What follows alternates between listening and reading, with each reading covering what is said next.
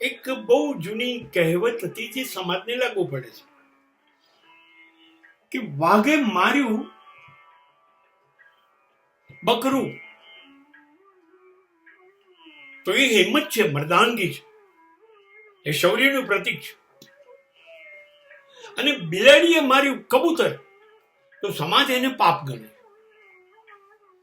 જે શક્તિશાળી છે એની પાસે કોઈ પણ સત્તા છે, આર્થિક સત્તા, સામાજિક સત્તા, પ્રતિષ્ઠા, કોઈ પણ સત્તા છે જેની પાસે, એ કંઈ પણ ગુનો કરે તો સમાજ એને કઈ નહીં કે, એની મર્દાનગી, એની બહાદુરીના વખાણ કરશે. ક્યાં વાત હે. કોઈ પણ ધનવાન 5 પત્ની લાવે તો સમાજ સ્વીકારી લેશે. એની તાકાત છે યાર, એ એક નહીં 10 લાવી શકે. ત્યારે સમાજ ખોટું કામ છે તો બી હા પાડશે. વાઘે માર્યું કેમ કે એની સત્તા છે, ભવિષ્યમાં એની જરૂર પડશે. બકરાની શી જરૂર, એ તો મરવા જ પેદા થયું છે. ધનવાનોને સલામ કરો યાર. અને બિલાડી એ ગરીબીનું પ્રતીક છે.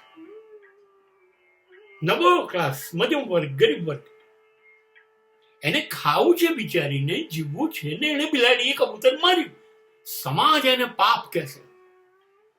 અને જો આ જ પ્રમાણે સમાજનો નબળો વર્ગ, મધ્યમ વર્ગ, ગરીબ વર્ગ જો કોઈ ભૂલ કરશે તો સમાજ એને માફ નહીં કરે. એક ગરીબ 14 કલાક મહેનત કરીને પાવડા લઈને પરસેવો વહેવાઈને થાકી ગયો અને સાંજે જો 20 રૂપિયાનો એક દેશીનો દારૂ પીને ઘરે આવે કે રોડ પર પડે તો આખી સોસાયટી એને પાગલ કરી કાઢશે, એને જીવવા નહીં. અને ધનવાન રોજ સાંજે 1000 રૂપિયાનો એક પેક બનાવીને દારૂ પીશે તો પ્રતિષ્ઠા કહેવાય કે એ તો ઇંગ્લિશ પીએ છે ને, બહુ મોંઘી કંપનીનો પીએ. ધનવાનોને બધું કરવાની છૂટ. એ જે કરશે અસભ્ય હશે તો પણ તો સમાજ એને સભ્ય કરશે, એના ગુણગાન કરશે, એના વખાણ કરશે, એની પ્રતિષ્ઠા વધારશે. અમદાવાદમાં કેટલાક ધનવાનોના દીકરાઓ મોંઘી 50 લાખની ગાડી લઈ અને રાત્રે દારૂ પીને ચિકાર ચલાવે અને કેટલાય લોકોને ફૂટપાથ પર ચડાવીને મારી કાઢે અને કશું ના થાય. એ ગૌરવની ઘટના છે કે 17-18 વર્ષની ઉંમરના માણસને, બાળકને એનો બાપ 50 લાખની ગાડી આપે. એ ગૌરવ. પેલો મરી ગયો, હવે એને સાબિત કરો. એ કેવી રીતે સાબિત કરશે? એના સગા પાસે ખાવાના પૈસા નથી, એ કેવી રીતે સાબિત કરશે?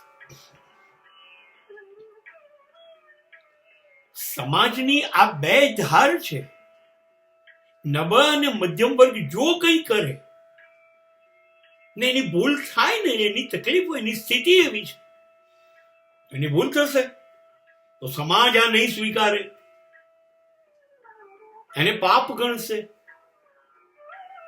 એને બદનામ કરી કાઢશે, બરબાદ કરી કાઢશે. કોઈ ધનવાનની દીકરી 10 લફરા રોજ કરે તો વાંધો નથી, અને ગરીબની દીકરી જો કોઈની સાથે પ્રેમ છે ને જતી રહી તો આખો સમાજ છાપે ચડાવી દેશે.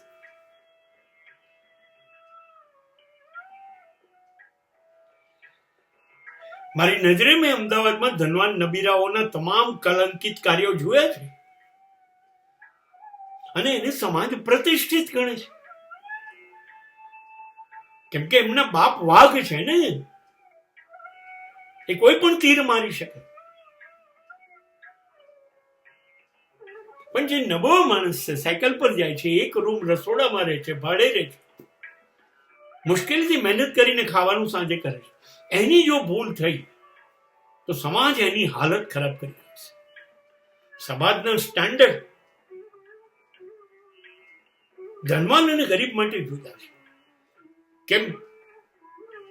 ધનવાનો એ માણસ અને આ ઢોર છે, એને ઈશ્વરે બનાવ્યા છે, અને આને શું રાક્ષસોએ બનાવે છે. પણ સમાજની આ વિચારસરણી એ સમાજને એટલો બધો નબળો પાડી રહી છે કે જેમાં એક જ વર્ગ જે 90% છે, ધનવાનો કેટલા છે? 10%. તમે 10%ને ન્યાય કરો અને 90%ને ન્યાય કરો. યાદ રાખીશું આપણે, કેમ કે એક દિવસે ભૂખ્યા જનોની જઠરાગ્નિ જાગશે. જે દિવસે આ લોકો મુઠ્ઠી ભીડશે ને,